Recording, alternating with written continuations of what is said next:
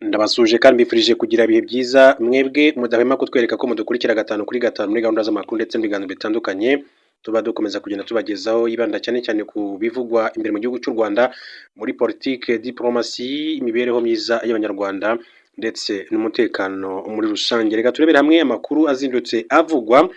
Mbabwire ko Colonel Rwagasana Sankara na Mukakizima bahawe imirimo mishya. Perezida wa Repubulika y'u Rwanda Paul Kagame yagize Colonel Regis Rwagasana Sankara umuyobozi wungirije w'ibiro bya Perezida wa Repubulika, mu gihe Viviane Mukakizima yagizwe umuyobozi wungirije w'ibiro bya Minisitiri w'Intebe. Izo mpinduka zatangajwe mu itangazo ryashyizwe hanze n'ibiro bya Minisitiri w'Intebe kuri wa 10 Ukwakira 2025. Viviane Mukakizima yari yagizwe umuyobozi wungirije w'ibiro bya Perezida wa Repubulika ku itariki ya 18 Nzeri 2025, bivuze ko yari amaze iminsi 22 muri izo nshingano. Mukakizima n'umwe mu bayobozi b'inama y'ubutegetsi y'urwego rw'igihugu rw'itangazamakuru RBA kuko ari visi perezida wayo, aho yungirije uwitwa Israel Bimpe. Afite inararibonye mu bijyanye n'itangazamakuru n'itumanaho kuko yakoze mu bitangazamakuru bitandukanye birimo na Reuters n'ibinyamakuru by'Abongereza. Yakoze mu bijyanye n'itumanaho mu biro bya perezida guhera muri 2012. Guhera muri 2021 yagizwe umuyobozi ushinzwe itumanaho mu biro bya Perezida wa Repubulika. Umwanya yavuyeho agirwa umuyobozi mukuru wungirije w'ibiro bya Perezida wa Repubulika. Mukakizima afite impamyabumenyi icyiciro cya kabiri cya kaminuza mu masomo ajyanye n'itangazamakuru yakuye muri kaminuza ya Daystar, n'icyiciro cya gatatu cya kaminuza yakuye muri kaminuza ya Warwick yo mu gihugu cy'Ubwongereza. Ku rundi ruhande, Colonel Rwagasana Sankara yarasanzwe ari umuyobozi ushinzwe guhuza ibikorwa bya gisirikare mu biro bya Perezida wa Repubulika, Executive Office Security Liaison, guhera muri 2021. Icyo gihe hari hashize iminsi mike abaye umunyeshuri wahize abandi mu masomo yasojwe muri uwo mwaka mu ishuri rikuru rya gisirikare riherereye i Musanze. Lieutenant Colonel Regis Rwagasana Sankara yize mu ishuri rya gisirikare mu Bubiligi, RM École Royale Militaire riri i Bruxelles mu gihugu cy'Ububiligi.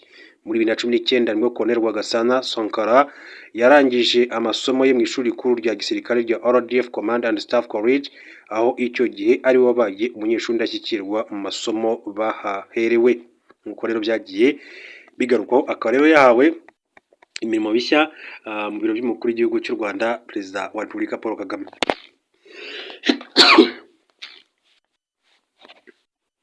Dukomeje n'andi makuru akomeza kugenda avugwa imbere mu gihugu cy'u Rwanda, reka tuganire turebere hamwe biba bikomeza kugenda bivugwa imbere mu Rwanda.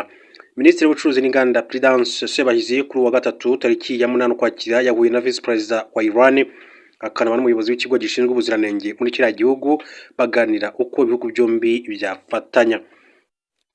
Minisitiri Sebahizi na witwa Farzaner Ansari bahuriye iruhande rw'inama y'umuryango mpuzamahanga w'ubuziranenge ISO yaberaga i Kigali. Minisiteri y'ubucuruzi n'inganda ibinyujije ku rubuga rwayo rwa X yatangaje ko baganiriye ku buryo bashimangira ubufatanye mu gushyira amabwiriza agenga ibicuruzwa, kugenzura ubuziranenge, gusangizanya ubumenyi n'umubano w'ubucuruzi hagati y'ibihugu byombi, u Rwanda na Iran. Ikinyamakuru Tehran Times cyo muri Iran kivuga ko Ansari yashimye uko u Rwanda rwashoboye gushyiraho system ya e-government, avuga ko ari amahirwe akomeye cyane igihugu cye cyafatanyamo n'igihugu cy'u Rwanda. Minisitiri Sebahizi ku rundi ruhande yagaragaje ko ashyigikiye ubusabe bwa Iran, asabye u Rwanda kuyifasha mu bijyanye n'ubumenyi n'ikoranabuhanga ndetse no guteza imbere urubyiruko n'abagore. Yavuze kandi ko yifuza kungukira ubumenyi ku bunararibonye bw'imyaka 100 Iran ifite mu bijyanye no gushyiraho ibipimo ngenderwaho by'ubuziranenge cyangwa se standardization nk'uko yabivuze. Hanyuma mu yandi makuru ari kuvugwa cyane muri aka kanya ni mu gihugu cy'Ubufaransa. Bitunguranye, Perezida Emmanuel Macron yasubijeho Minisitiri w'Intebe n'ubundi waruherutse kwegura. Perezida w'Ubufaransa Emmanuel Macron yongeye gushyiraho Sébastien Lecornu nka Minisitiri w'Intebe, ibintu byatunguye benshi kuko yaraherutse kwemera ubwegure bwe kuwa mbere w'iki cyumweru. Mu itangazo ryasohowe n'ibiro by'umukuru w'igihugu Élysée kuri wa 10 Ukwakira 2025 ryavuze ko Perezida wa Repubulika yagize Sébastien Lecornu Minisitiri w'Intebe ndetse mu inshingano zo gushyiraho guverinoma.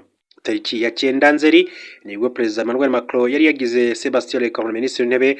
Batavuga mwe n'ubutegetsi bamaganye iki cyemezo bagaragaza ko nta mpinduka bamwitezeho kuko yabaye muri guverinoma zabanje.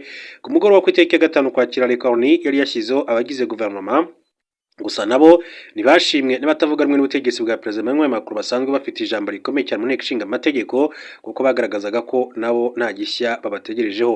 Bukeye bwaho tariki ya 6 Ukwakira 2025 Sébastien Lecornu yatangaje ko yeguye nyuma y'iminsi 27 gusa kuri uwo mwanya, ndetse ubwegure bwe bwakirwa na Perezida Emmanuel Macron wagombaga no guhita ashaka ugomba kumusimbura.